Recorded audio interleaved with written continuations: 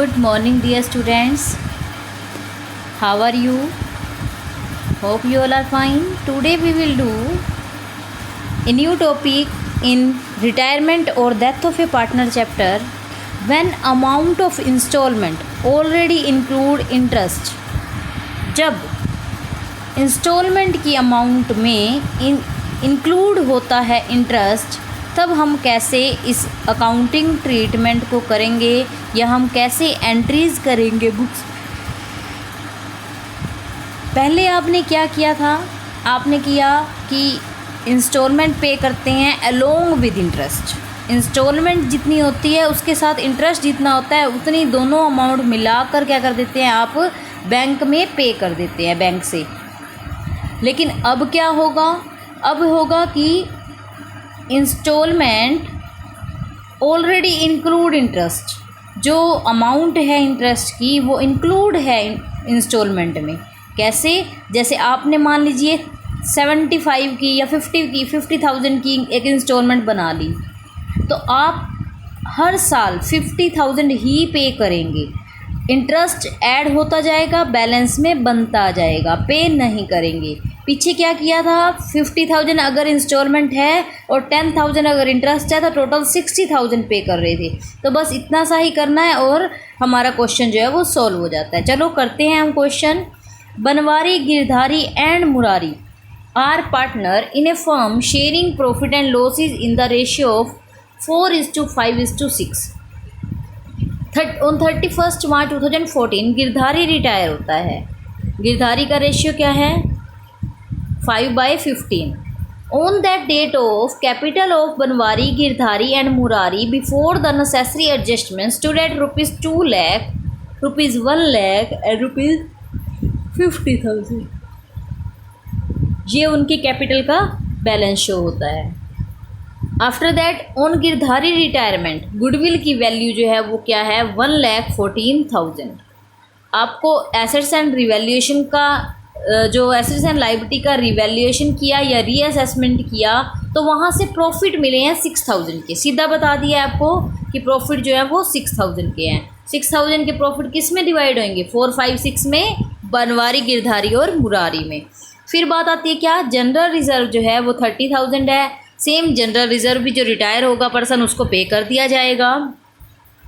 The amount payable to Girdhari was transfer to his loan account. जो भी amount पे करनी है गिरधारी को वो क्या करेंगे, उसके लोन अकाउंट में ट्रांसफ़र कर देंगे। And Banwari and Murari agree to pay Girdhari 2 yearly installment of ₹75,000 each including interest at 10% per annum on the outstanding balance during the first 2 years and the balance including interest in the 3rd year। तो हम क्या करेंगे, जो भी amount है हम उसमें interest add करते रहेंगे और बैलेंस जो होगा वो वे ऐड होता रहेगा। The firm closes its books on 31 March every year. Prepare करेंगे गिरधारी का loan account till it is finally paid showing the working note clearly. हमको क्या करना है, गिरधारी का लोन अकाउंट बनाना है जब तक कि फाइनली पे अमाउंट नहीं हो जाती है। तो सबसे पहले आप देखेंगे यहाँ गिरधारी के केस में हम क्या कर रहे हैं, गिरधारी का कैपिटल जो है अमाउंट बैलेंस 1 लाख है। उसको गुडविल का पार्ट भी मिल जाएगा 5/15 के अकॉर्डिंग। रिवैल्यूएशन के प्रॉफिट भी मिल जाएंगे और उसको जनरल रिजर्व का पार्ट भी मिल जाता है। तो बैलेंस बचता है 1,50,000। तो ये देखिए हम गिरधारी का लोन अकाउंट बना रहे हैं। तो यहाँ पर हमने क्या किया, 50,000 के बैलेंस को ट्रांसफ़र किया कैपिटल अकाउंट से। फिर फर्स्ट ईयर में जो है हम अकाउंट क्लोज हो रहे हैं। तो नेक्स्ट 1 अप्रैल 2014 को हम दिखाते हैं कि हमारा बैलेंस ये है और इंटरेस्ट की अमाउंट जो है वो कितनी है, 10% है। 1,50,000 का 10% 15,000। इस बार हम क्या करेंगे, 31 मार्च 2015 को हम क्या कर रहे हैं, बैंक से हम अपनी इंस्टॉलमेंट पे करेंगे। इंस्टॉलमेंट जो है वो 75,000 की बोली गई थी। अब 150 और प्लस 15 1,65,000 में से अगर हम लेस करते हैं 75 तो क्या रिमेनिंग रहता है 90,000। 90,000 जो बैलेंस है वो नेक्स्ट ईयर ट्रांसफ़र हो जाएगा। ट्रांसफ़र होने के बाद उसके ऊपर इंटरेस्ट कैलकुलेट होगा।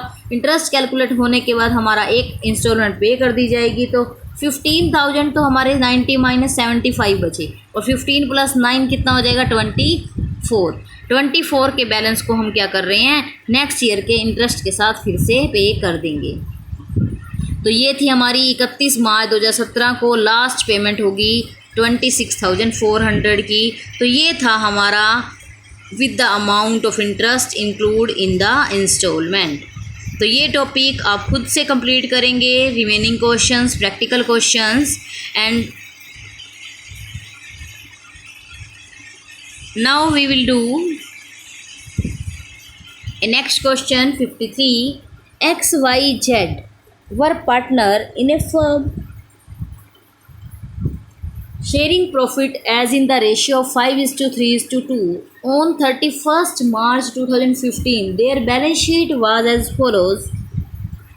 बैलेंस शीट क्या है XYZ की बैलेंस शीट है land and building, creditors, motor vans, investment, fluctuation fund, ये सब आइटम्स आपको गिवन है। आपको क्या करना है, कौन रिटायर हो रहा है, वाई रिटायर हो रहा है और उनका प्रॉफिट शेयर रेशियो है 3/10। तो यहाँ हम कहेंगे कि गुडविल जो है वो क्या होगी 51,000 है गुडविल की वैल्यू। और वर्कमैन कंपनसेशन जी की क्लेम आया हुआ है तो वर्कमैन कंपनसेशन का अमाउंट जो है हमारे पास यहाँ नहीं है। तो इसका मतलब कि क्लेम है तो लाइबिलिटी इंक्रीज़ हो रही है, डिवैल्यूएशन अकाउंट की डेबिट साइड में जाएगी। और प्रोविज़न जो है for bad debts was to be reduce by ₹1,000। Provision जो है वो क्या है रिड्यूस हो गए हैं 1,000 से, मीन्स 1,000 का हमको बेनिफिट हो रहा है। तो हम यहाँ पर कहते हैं next X will paid ₹8200 in cash and the balance will be transfer to his loan account. जितनी भी अमाउंट एक्स की बनती है उसमें से 8200 पे करने के बाद बाकी को हम अलोंग विद इंटरेस्ट क्या करेंगे 4 इक्वल इंस्टॉलमेंट में डिवाइड कर देंगे।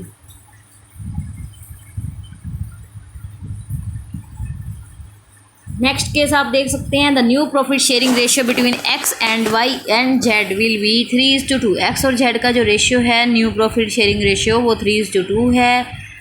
Their capital will be in their new profit sharing ratio the capital adjustment will be done by opening current account. तो यहाँ पर वो कह रहा है कि कैपिटल भी एडजस्ट करनी है रिमेनिंग पार्टनर्स की और किस रेशियो में रहेगी प्रॉफिट के रेशियो में।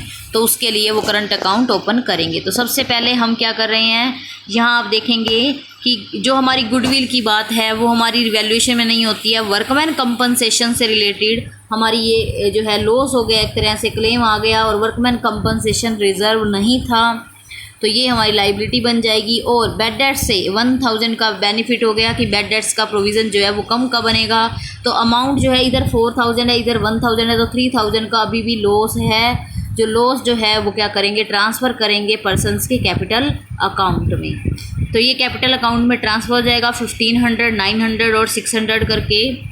इसी तरह से XYZ की कैपिटल का बैलेंस लिखा, फ्लक्चुएशन फंड का डिवाइड किया, प्रॉफिट एंड लॉस का क्रेडिट बैलेंस है उसको डिवाइड किया, लॉस को रिवैल्यूएशन के लॉस को ट्रांसफ़र किया और गुडविल की अमाउंट जो है X को मिल जाएगी कितनी 5100 X से और Y को मिल जाएगी X से 5100 और Z की से 10,200। तो यहाँ से इनकी अमाउंट जो है वो डिडक्ट हो जाएगी।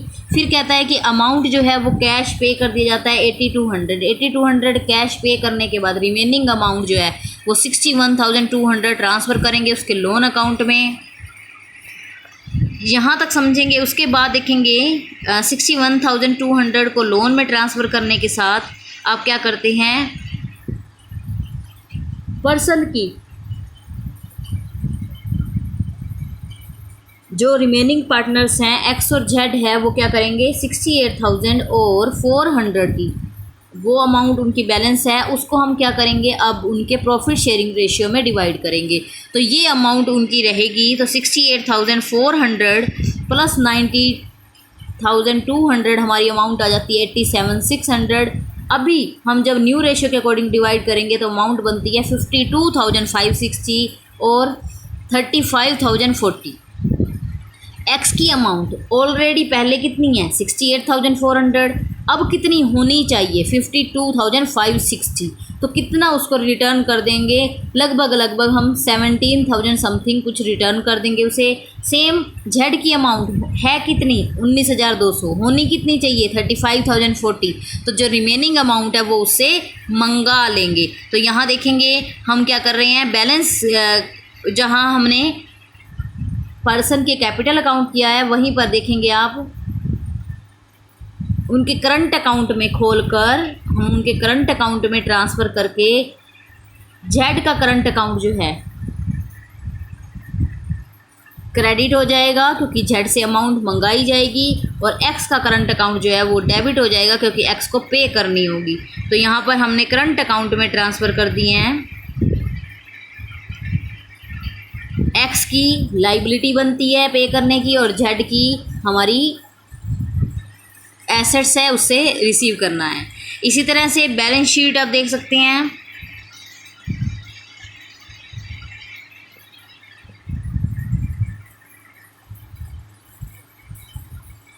Land and building, motor vans, investment, machinery, stock, debtors को पहले से रिड्यूस करके दिखाया। कैश का बैलेंस 82,000 कैश में पे हो गए। जेड का current account same. Claim for workmen's compensation, ध्यान रखना claim for workmen's compensation claim कहा था, पे नहीं किया था, पैसा कहीं बाहर नहीं गया था।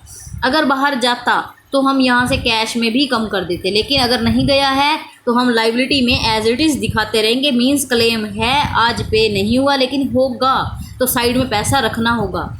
इसी तरह से लोन की अमाउंट दिखाएंगे और हमारा कैपिटल का बैलेंस और करंट अकाउंट का बैलेंस। ध्यान रखेंगे यहाँ पर पार्टनर का लोन अकाउंट बनाने की बात नहीं हुई है। यहाँ पर ज़रूर कहा है कि 4 इक्वल इंस्टॉलमेंट पे करेंगे, लेकिन कहाँ करेंगे, लोन में ही करते हैं ना सेटलमेंट। तो अगर लोन अकाउंट बनाने के लिए नहीं कहा तो इस लाइन को हम इग्नोर करेंगे क्योंकि हमारा कोई लेना देना नहीं है। लोन अकाउंट बनाते तो करते। नेक्स्ट केस है हमारा 54। Naresh, David and Aslam are partners sharing profit in the ratio 5:3:7. On April 1st, 2012, Naresh gave a notice to retire from the firm. Naresh ने नोटिस दिया कि मैं रिटायर हो रहा हूँ।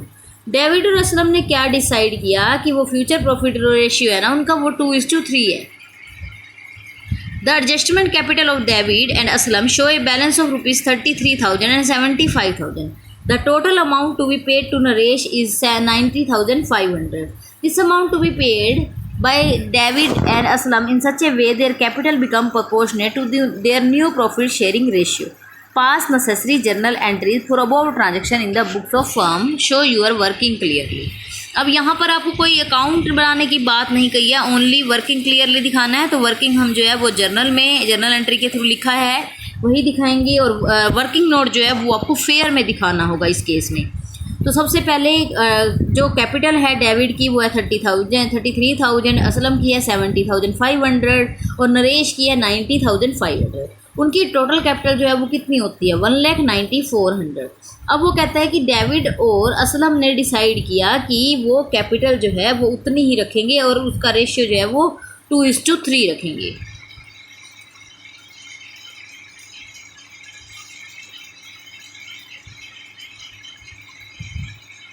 और साथ ही बोला है कि टोटल अमाउंट जो पे कर रहे हैं ना वो डेविड और असलम मिलाकर नरेश वाली वैसी ही कैपिटल अपनी आगे फ्यूचर में रखे रहे हैं। जैसे कि यहाँ पर कहता है कि 77,600 और 1,16,400 जो है उनकी न्यू कैपिटल डिसाइड होती है, क्योंकि कैपिटल जितनी पहले बिजनेस में थी वो रहेगी, क्योंकि वो पर्सन अपना शेयर लेकर जा रहा है तो कौन देगा पैसे, जो रिमेनिंग पार्टनर हैं वो देंगे। तो वो किस तरीके से देंगे, वो कहते हैं कि हमारी कैपिटल का रेशियो जो है वो अब ये हो जाएगा। ये होने के बाद उनकी एक्चुअल कैपिटल जो है पहले बिजनेस में एग्जिस्टिंग कैपिटल जिसको आप कह सकते हैं वो हमारी ये है। तो 44,600 जो है वो डेविड दे देगा, किसको, बैंक से लाएगा, बैंक अकाउंट बैंक में मनी आएगी, और असलम भी 45,900 और ले आएगा। तो इस तरीके से हमारे पास बैंक में पैसा आ जाएगा तो हम क्या करेंगे, उस जो पर्सन है नरेश उसको पे कर देंगे। तो बैंक अकाउंट डेबिट और टू असलम की कैपिटल आ गई और नरेश को पे कर दिया गया 90,500, क्योंकि इस क्वेश्चन में हमारे पास कोई कैश का बैलेंस नहीं था। तो हमारे पास कैश कहाँ से आया उसको पे करने के लिए, अब पे भी करना दिखाना है और कैश भी नहीं है, और उनकी कैपिटल जो है वो क्या है, इंक्रीज़ हो जाएगी ना, मींस कैपिटल तो वही रहेगी। कहने का मतलब है फर्म की कैपिटल वही रहेगी जो नरेश के टाइम पर थी, लेकिन असलम और नरेश की कैपिटल का जो रेशियो था वो नरेश के होने पर कम था। अब क्या हो जाएगा, अब वो ज़्यादा हो जाएगा, तो इसलिए वो 90,500 बैंक में जमा कराएंगे और नरेश को बैंक से पे कर दिया जाएगा। इसी तरह से हमारा नेक्स्ट क्वेश्चन आप ट्राई करेंगे खुद से। नेक्स्ट टॉपिक पे हम आते हैं जो कि हमारा है हिडन गुडविल। हिडन गुडविल ध्यान से समझेंगे बेटा। Sometime the firm agree to settle the retiring or deceased partners account by payment or a lump sum amount. कई बार जब हम बिजनेस परचेज करते हैं या कोई पर्सन रिटायर होता है तो वो पे करते हैं उसको लमसम अमाउंट जो है वो पे करते हैं।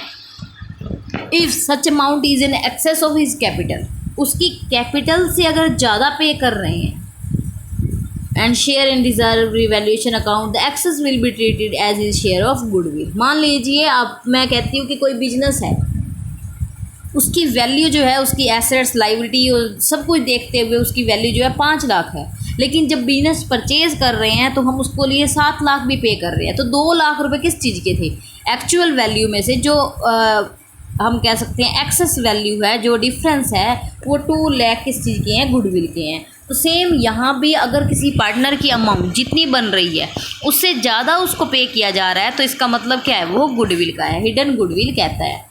For example, if retiring partners capital after all adjustment is ₹4,50,000। अगर रिटायरिंग पार्टनर की कैपिटल जो है वो क्या है, एडजस्टमेंट के बाद 4,50,000 रुपये बनती है, लेकिन हम उसको एग्री हो गए हैं 5 लाख पे करने के लिए, तो वो 50,000 जो है वो क्या है, गुडविल के हैं, जिसको हम हिडन गुडविल कह रहे हैं। This will be recorded by debiting continuing partners capital account in the gaining ratio and crediting retiring partners capital account. It can be explain with the help of following illustrations. ABC are partners sharing profit in the ratio of 1:2:3।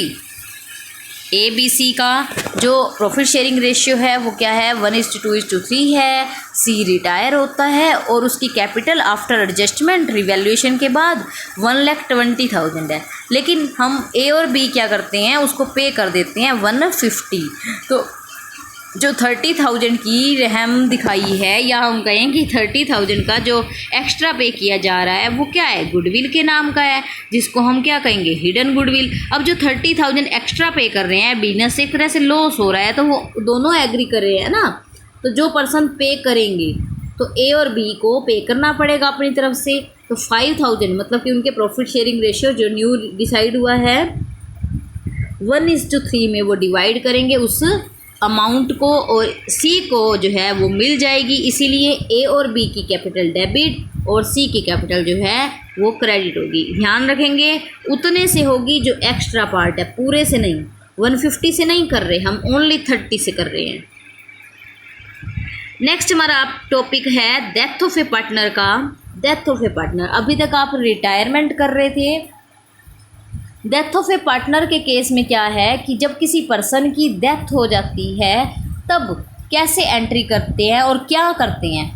पहले आपने ध्यान से समझा होगा कि जब हमने retirement का केस किया तो पर्सन तो जीवित है, उसका रिटायरमेंट के बाद हम उसके लोन में अमाउंट शिफ्ट कर देते हैं, या फिर उसके हम जो कह सकते हैं कि उस पर्सन को पे कर देते हैं, लेकिन जो भी अमाउंट जब तक पे नहीं होती है तो उसी के नाम से चलता है। लेकिन यहाँ ध्यान रखेंगे जब पर्सन नहीं है तो पर्सन के आगे जोन सा उसका उत्तराधिकारी या रिप्रेजेंटेटिव है, जो जिसको वो आगे नॉमिनी बनाकर गया है, तो उसी को ही जो है हम अमाउंट पे करेंगे और उसी के अकाउंट में हम ट्रांसफ़र कर देंगे।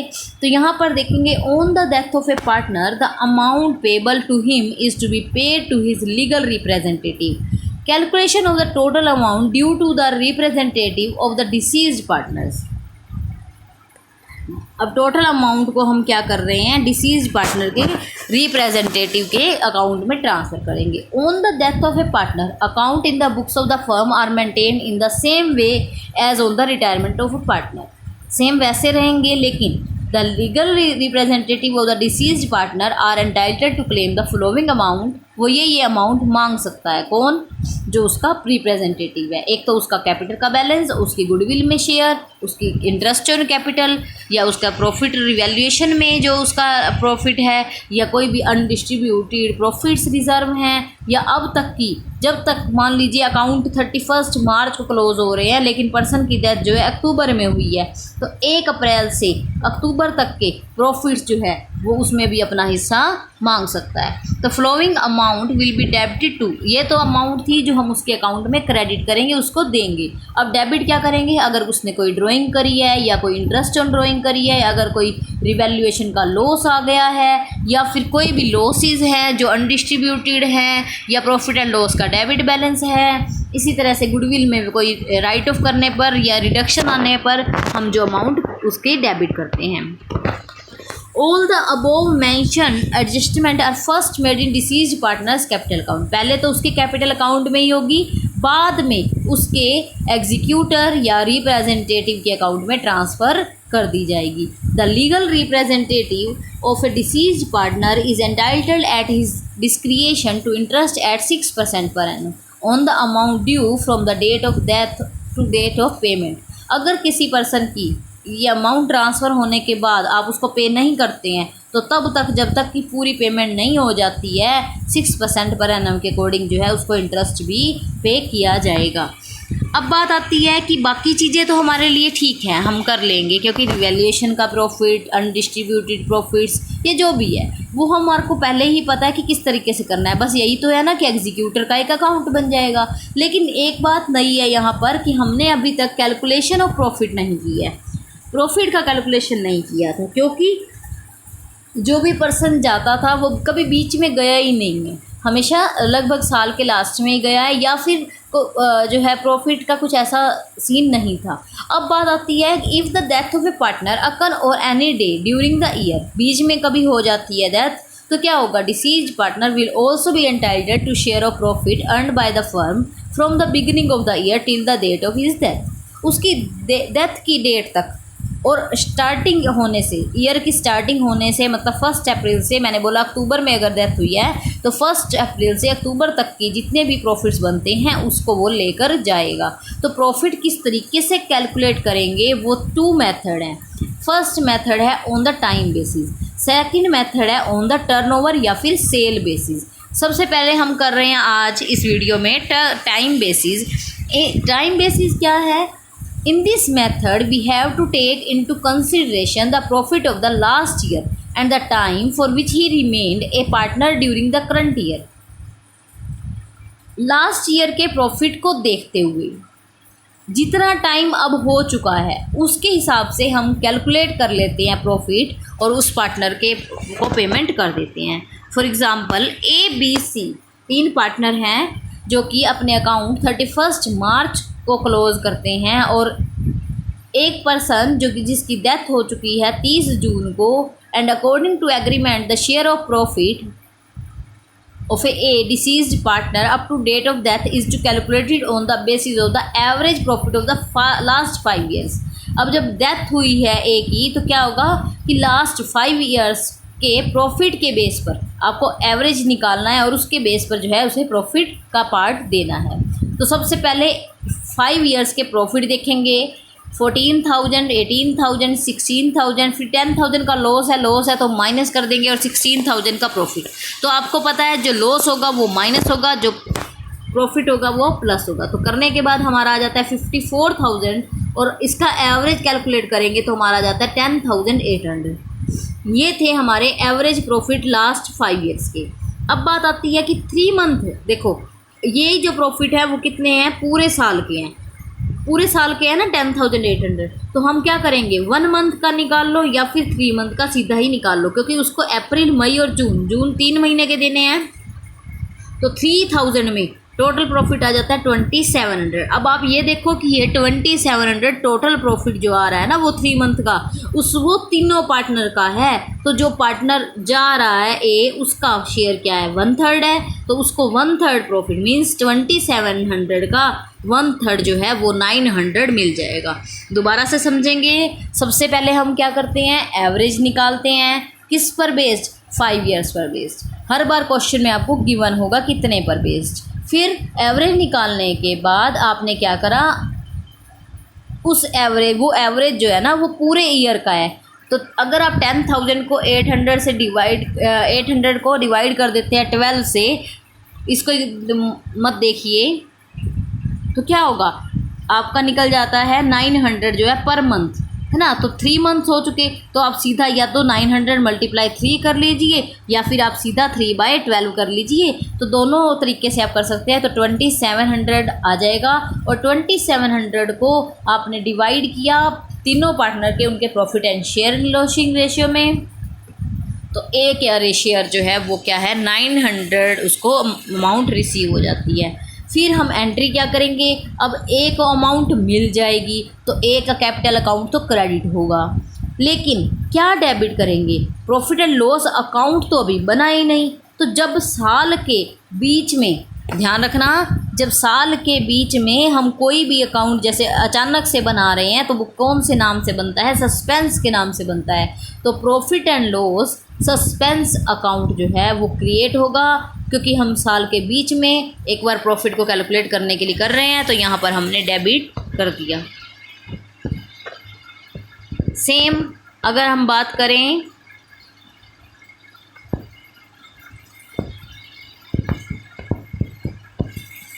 सेकंड केस, क्या कहता है,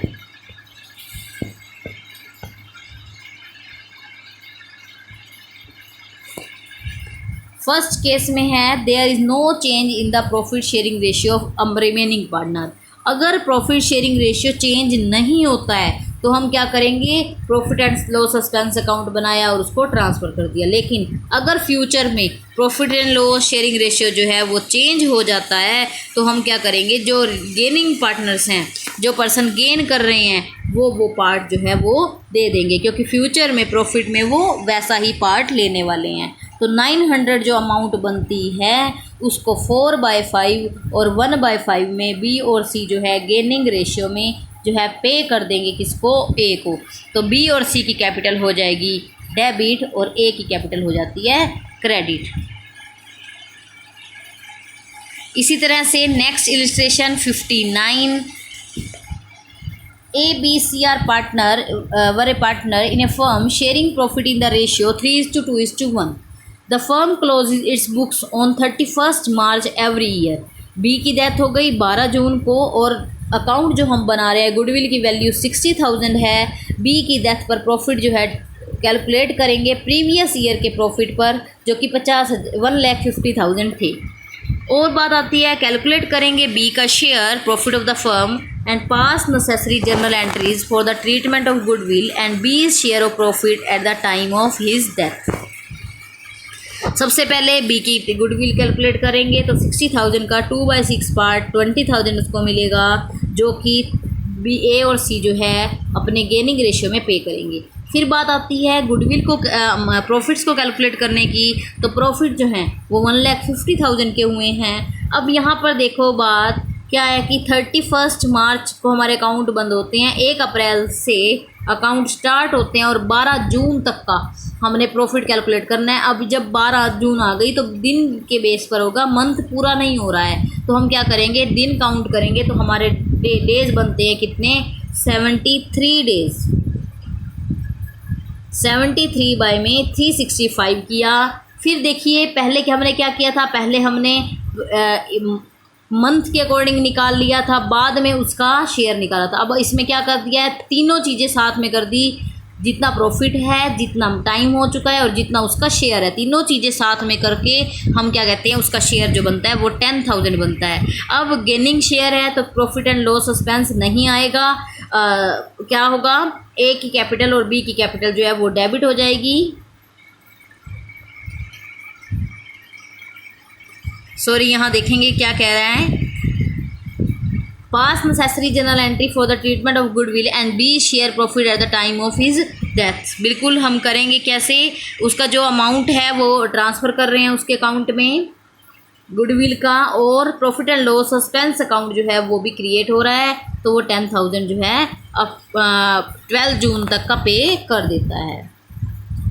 तो profit and loss suspense account जो है वो क्रिएट होता है। सभी को पता होना चाहिए कि profit and loss suspense account जो है वो क्या है, जब साल के बीच में पर्सन को लॉस होता है तो वो क्या करेगा, या प्रॉफिट होता है तो बीच में जाने पर अगर कोई अकाउंट बनाया जाता है तो वो कौन सा है, profit and loss and suspense account.